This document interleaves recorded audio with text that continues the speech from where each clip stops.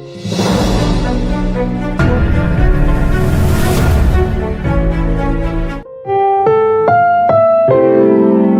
programang ito ay rated SPG. Striktong patnubay at gabay ng magulang ang kailangan. Maaaring may masiselang tema, lengguwahe, karahasan, sexual, horror o droga na hindi angkop sa Welcome back mga ka-Episode Plus at narito mga dapat nating abangan dito nga lang sabot kamay na pangarap kung saan patuloy pa rin nga na maninira itong ang si Moira dahil na nga rin sa mga surprise ang binigay nga nito na Lynette, Annalyn pati na nga rin kay Justine.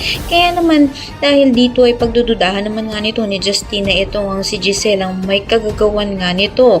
Sa kabilang banda naman nga ay dadalawin nga sana nga nito ni Zoe itong ang si Lolo Pepe. Subalit pinigilan nga ito ni Doc Nanyag at hindi na daw maaari nga daw na bisita nga nito ni Zoe ang kanyang lolo.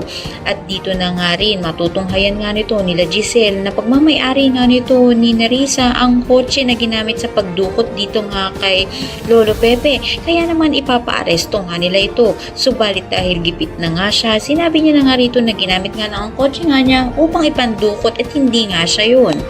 Ngayon yung maiipit na nga itong ang si Narisa sa sitwasyon, posibilidad nga kaya na magsalita na nga siya sa kanyang nalalaman sa mga kasamaang ginagawa nga nito na mag-ina na si Moira at si Zoe. Lahat ng yan mga natin, maraming salamat sa inyo.